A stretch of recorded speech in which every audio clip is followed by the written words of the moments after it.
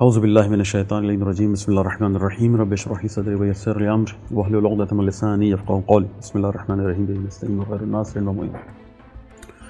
ہماری گفتگو شیطان، وہ دنیاوی شیطان کے جنہوں نے انبیاء کا قتل کیا، جنہوں نے آسمانی کتابوں میں تحریف کی، جنہوں نے اپنے زمانے میں کبھی کسی نبی کی بات نہیں مانی، اسے ہم کوشش کر رہے ہیں کہ قرآن سے آپ کے سامنے لے کر آئیں کہ قرآن کسی دشمن دنیا کو دکھانا چاہتا ہے۔ ابھی تک جو بات ہم یہاں تک لے آئے ہیں آپ کے سامنے کہ رسول اللہ جو ان کے درمیان حضرت موسیٰ علیہ السلام کی صورت میں تھے، انہوں نے ان سے کہا کہ یہ ارض مقدسہ، اور یہی وہ ارض مقدس ہے کہ جس کے لیے پہلے حضرت ابراہیم علیہ السلام کو جو حضرت لوط علیہ السلام کے ساتھ نکلے تھے،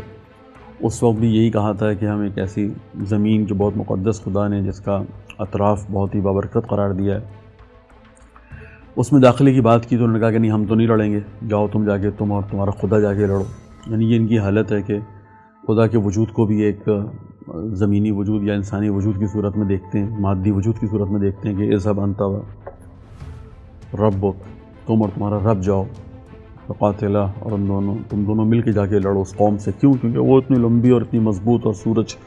سے جو ہے نا وہ مچھلیاں سمندر سے لے کے سورج کے سامنے بھون کے کھانے والے لوگ، یعنی جو بہرحال ہم نے کہا کہ انہوں نے مختلف قسم کے افسانے گھڑے کہ ہم کیوں حضرت موسیٰ کے ساتھ داخل نہیں ہوئے سرزمین پر۔ یہ بات ہم گزشتہ کر چکے ہیں آپ سے، یہیں سے بات کو آگے بڑھاتے ہیں۔ بہرحال قرآن کی آیت پر یہ کہتی ہے کہ ان کو 40 سال تک یہ بد دعا مل گئی کہ اب یہیں صحرا میں گھومتے رہو، اور ان کے سامنے صحرا ہی صحرا۔ یہ 40 سال تک مختلف راستوں پر جاتے تھے کہ شاید کوئی ہدایت ہمیں مل جائے، راستے نظر آ جائیں، کوئی شہر نظر آ جائے، کوئی علاقہ ہو، اور پھر واپس گھوم پھر کے رات کو وہیں آ جاتے تھے۔ صبح نکلتے تھے، رات کو پھر وہیں آ جاتے تھے۔ پورے 40 سال ایک پوری نسل ختم ہو گئی۔ وہ جو نافرمان قوم تھی، نافرمان نسل تھی، پوری ختم ہو گئی۔ پھر یوشع بن نون آئے اور انہوں نے ان کو فلسطین میں داخل کیا۔ فلسطین داخل ہونے کے بعد انہوں نے ایسا نہیں کہ انبیاء کی بات ماننا شروع کر دی، اس وقت سے لے کے حضرت عیسیٰ علیہ السلام کے آنے تک انہوں نے اتنا فساد برپا کیا ہے۔ اور جو سب سے بڑا فساد قرآن نے خود جس کی طرف اشارہ کیا وہ انبیاء کا قتل ہے۔ میں یہاں پر 2 آیات انبیاء کے قتل کے عنوان سے جو ان کی طرف قرآن نے منسوب کیا ہے، انبیاء قتل، آل عمران کی آیت ہے 181 سے ہم شروع کر رہے ہیں۔ بسم اللہ الرحمن الرحیم۔ لقد سمع اللہ قول الذین قالوا ان اللہ فقیر ونحن اغنیاء۔ دیکھیے، آپ ان کا انداز دیکھیے کہ بتحقیق اللہ نے ان لوگوں کی سن لی ہے جو کہتے ہیں کہ بے شک اللہ محتاج ہے اور ہم بے نیاز ہیں۔ یہ ان کے جملے ہیں۔ یہ وہ وقت ہے کہ جب یہ فلسطین میں داخل ہو چکے ہیں، اور اب آہستہ آہستہ جو ہے نا وہ جو بھی نبی آئے، اور زیادہ تر نبی انہی کے اپنے ہیں، بنی اسرائیل کے نبی ہیں کہ جن کو ہدایت کرنا چاہتے ہیں اور یہ ان کا قتل کر دیتے ہیں۔ تو یہ اس زمانے میں یہ ان کے افکار اور نظریات ہیں کہ بے شک اللہ محتاج اور ہم بے نیاز ہیں۔ سنکتب ما قالوا وقتلهم الانبیاء بغیر حق ونقول ذوقوا عذاب الحریق۔ ان کی یہ بات اور ان کا انبیاء کو ناحق قتل کرنا بھی ہم ثبت کریں گے، لکھیں گے، اور روز قیامت ہم ان سے کہیں گے کہ لو اب جلانے والے عذاب کا ذائقہ چکھو۔ اسی طرح سے 183 میں 183 آیت ہے یہی آل عمران کی، الذین قالوا ان اللہ عہد الینا الا نؤمن لرسولہ حتی یاتینا بقربان تاکلہ النار قل قد جاءکم رسل من قبلی بالبینات وبالذی قلتم، وہی جو بات تم کہا کرتے تھے، فلما قتلتموہم ان کنتم صادقین۔ جو لوگ کہتے ہیں ہمیں اللہ نے حکم دیا ہے کہ جب تک کوئی رسول ہمارے سامنے ایسی قربانی نہ لائے جسے آگ آ کر کھا جائے، ہم اس پر ایمان نہ لائیں۔ کہہ دیجئے مجھ سے پہلے بھی رسول روشن دلیل کے ساتھ تمہارے پاس آئے، جس کا تم ذکر کرتے ہو وہ بھی لائے، یعنی وہی جو تم کہتے ہو کہ پرانی کتابوں میں ہمارے لکھا ہوا تھا وہ بھی لے کر آئے۔ یہ رسول آئے، رسول اللہ خود اپنی طرف نسبت دے رہے ہیں کہ ہم تو جو کتاب لائے اس میں وہ بھی لکھا ہوا تھا جو تمہاری کتابوں میں پہلے لکھا ہوا تھا۔ تو تم لوگوں نے انبیاء کو قتل کیوں کیا؟ انہیں قتل کیوں کیا؟ قرآن کہہ رہا ہے فَإِنْ، اگلی آیات، فَإِنْ كَذَّبُوكَ فَقَدْ كُذِّبَ رَسُولٌ۔ یہ تو اے رسول یہ لوگ آپ کی تکذیب کرتے ہیں، تو یہ کوئی نئی بات نہیں ہے، کیونکہ آپ سے پہلے بہت سے رسول جھٹلائے جا چکے ہیں، یہ ان کا کام ہے۔ اور انہوں نے ہمیشہ من قبلک، آپ سے پہلے والے، جاؤ بالبینات، وہ کہ جو بینات لے کر آئے، والزبر وکتاب المنیر، ان کی حالت یہ ہے کہ روشن کتاب لے کر آنے والوں کو، مختلف صحیفے لانے والوں کو انہوں نے جھٹلایا ہے، یہ ان کا کام ہے۔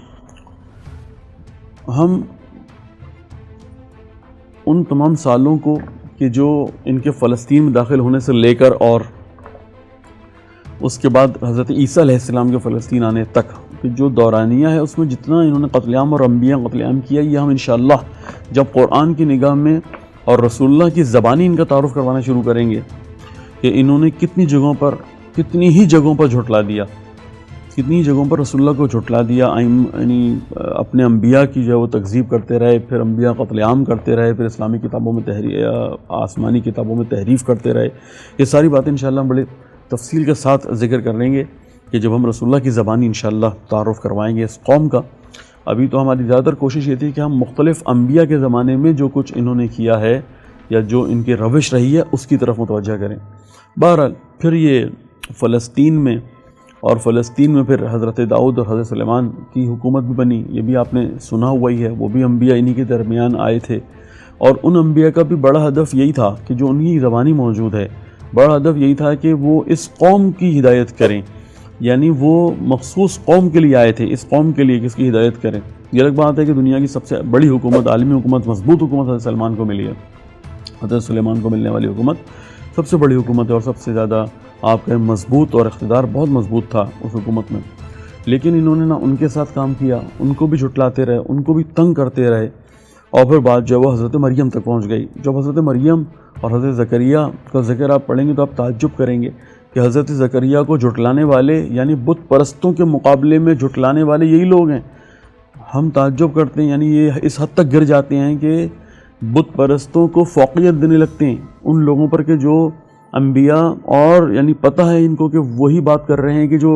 ان سے پہلے کے انبیاء نے کہی ہے، یا وہی بات کر رہے ہیں جو حضرت موسیٰ علیہ السلام نے کہی ہے، وہی بات کر رہے ہیں کہ جو حضرت یوسف علیہ السلام نے کہی ہے، یا خود تمہارے اصل جد ابراہیم علیہ السلام، حضرت یعقوب اور حضرت اسحاق علیہ السلام نے کہی ہے۔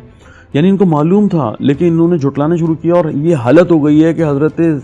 زکریہ تبلیغات کر رہے ہیں اور یہ ان کا مذاق اڑا رہے ہیں، بت پرستوں کو باقاعدہ ان کے خلاف اکسا رہے ہیں۔ حضرت یحییٰ کا حال جو حضرت زکریہ کے بیٹے تھے، انہوں نے یہ کیا ہے، بالکل شہادت اتنی مظلومانہ ہے کہ انہیں بھی حسین ثانی کا لقب ملتا ہے کہ ایک درخت کے اندر جو ہے وہ پناہ لیتے ہیں اس بنیاد پر، یعنی انہی لوگوں سے کہ جو بت پرستوں کو حضرت یحییٰ کے خلاف بھڑکا کے لے آئے ہیں،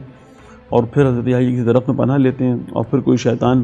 کی صورت، جو انسانی صورت میں شیطان آ جاتا ہے، وہ اشارہ کر دیتا ہے۔ اگر آپ اس پوری کہانی کو پڑھیں گے تو آپ تعجب کریں گے کہ بت پرستوں کا ساتھ دینا اور اپنے ہی کم سے کم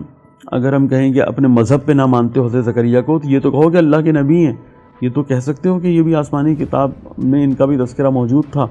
تو انہوں نے خدا پرستوں کے خلاف ساتھ دیا، بت پرستوں کا اور اپنے زمانے کے انبیاء کا باقاعدہ مخبری کر کے جو ہے نا وہ ان کو انہوں نے قتل کروایا ہے۔ اور اس میں سب سے بڑی مثال حضرت عیسیٰ علیہ السلام کی ہے کہ جس پر بہرحال بہت کچھ دکھایا جا چکا ہے، صرف مسلمانوں نے ہی نہیں اس موضوع پر ڈاکومنٹریز یا فلمیں بنائی ہیں۔ پیشن آف دی کرسٹ آپ کو پتہ ہے کہ انگریزوں کی بنائی ہوئی فلم ہے، اگر آپ اس کو دیکھیں پتہ چلے گا کہ انہوں نے اس کرسٹ کے ساتھ کیا کیا ہے، حضرت مسیح کے ساتھ، حضرت عیسیٰ علیہ السلام کے ساتھ انہوں نے کیا انداز اپنایا ہے۔ بہرحال تو ابھی ہم یہاں تک آ گئے کہ انہوں نے جھٹلا دیا اپنے رسولوں کو، اور اس رسول کو بھی کہ جو آخری کتاب لے کر آئے اور جو آخری نبی کے طور پر آئے، اور یہ کیسے پھر ایک سلسلہ ہے کہ یہ سب اس وقت حضرت عیسیٰ علیہ السلام کے ساتھ فلسطین میں ہیں، لیکن جب رسول اللہ آتے ہیں تو ہم دیکھتے ہیں کئی قبائل جو ہم سمجھ رہے تھے کہ ان کو فلسطین میں ہونا چاہیے تھا، یہ جو حضرت موسیٰ علیہ السلام کی قوم 40 سال صحرائے سینا میں بھٹکنے کے بعد فلسطین میں داخل ہوئی تھی، وہ کس طرح سے ہمیں رسول اللہ کے اطراف میں نظر آتی ہے، مدینے اور مکے کے قریب نظر آتی ہے۔ یہ انشاءاللہ ہمارا موضوع ہوگا کہ جس کو ہم آئندہ لے کر آگے بڑھیں گے۔ بہت شکریہ، اللہ حافظ۔